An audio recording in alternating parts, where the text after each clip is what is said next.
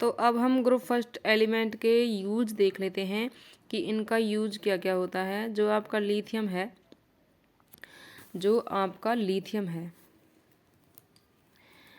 Lithium element है, उसका use होता है एलॉयज़। एलॉयज़ मतलब मिश्र धातु बनाने के लिए। अब वो मिश्र धातु कौन कौन सी हैं, जैसे कि आपका लेड Pb प्लस में Li। लिथियम मतलब लेड के साथ Li मिलके आपका क्या बनाता है, वाइट मेटल।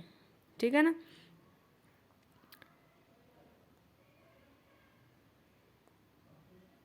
क्या बनाता है आपका, वाइट मेटल। अब ये जो वाइट मेटल है ये कहाँ यूज होती है, मोटर इंजन में। कहाँ होती है, मोटर इंजन में ये यूज होती है।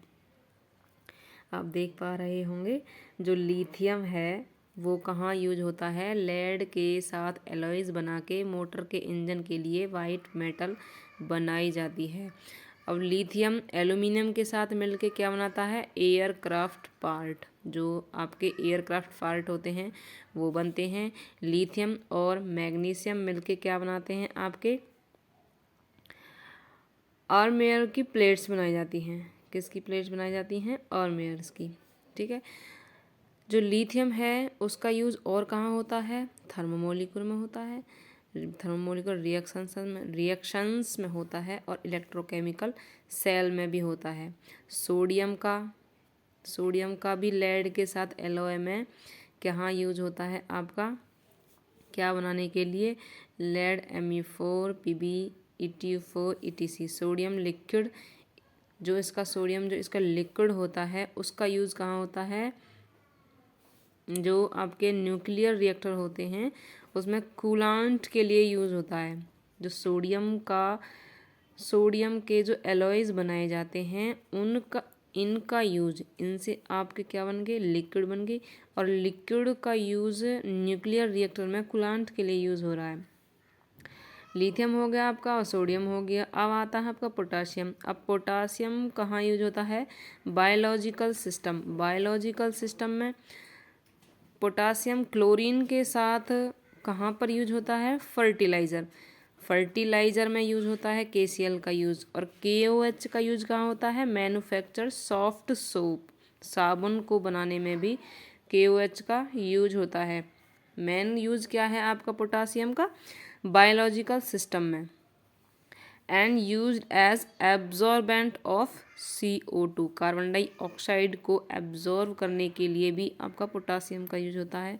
अब आता है आपकी कैल्शियम की बारी। जो ये यूज होती है आपकी फोटो इलेक्ट्रिक सेल में। कहाँ पर यूज होती है आपकी, फोटो इलेक्ट्रिक सेल में।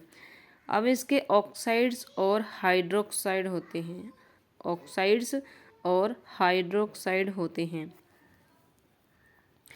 जब एयर की प्रेजेंस में, ये जब हमने रिएक्शन करी थी H2 मतलब O2 की प्रेजेंस में, जब लिथियम की रिएक्शंस होती है तब हम वहाँ कंबसन करते हैं।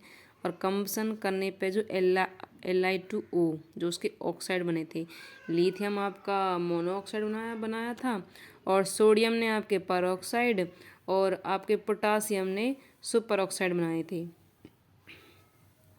तो Li2O ऑक्साइड और Li2O2 पर ऑक्साइड फॉर्म्स होते हैं। लिथियम के ऑक्साइड और पर ऑक्साइड फॉर्म होते हैं। एंड Na2O2 सोडियम का पर ऑक्साइड बताया था ना।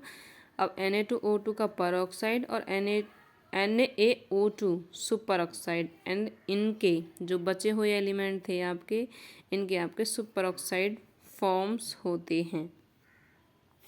अब इनकी स्टेबिलिटी होती है, परऑक्साइड और सुपर ऑक्साइड की स्टेबिलिटी इंक्रीज होती है with increase size of the metal ion. मतलब एलिमेंट जो मेटल्स होते हैं उनके आयन होते हैं। मेटल के आयन कब होते हैं, जब उन पे पॉजिटिव चार्ज आ जाता है, वो अपना एक इलेक्ट्रॉन लॉस कर देते हैं, तब उनके आयन बन जाते हैं। तो मेटल के आयन जब इंक्रीज होते हैं, उनका जो साइज़ है वो इंक्रीज होता है, तब उनकी स्टेबिलिटी क्या हो जाती है, इंक्रीज हो जाती है। ठीक। एंड जो इनकी ऑक्साइड्स होती है वो इजीली हाइड्रोलाइज्ड हो जाती है, किसके द्वारा? वाटर के द्वारा।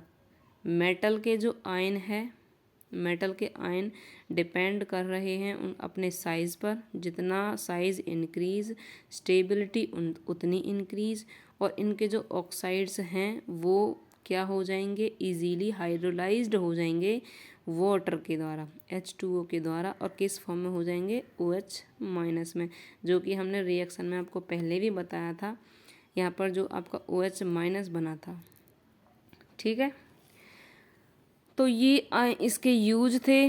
केमिकल और फिज़िकल प्रॉपर्टीज़ इसकी पहले ही बता चुके हैं, इसके यूज़ भी बता दिए हैं। तो ग्रुप फर्स्ट के जो एलिमेंट हैं मोस्टली कवर हो गए हैं। तो अब हम नेक्स्ट देखेंगे ग्रुप सेकंड के एलिमेंट।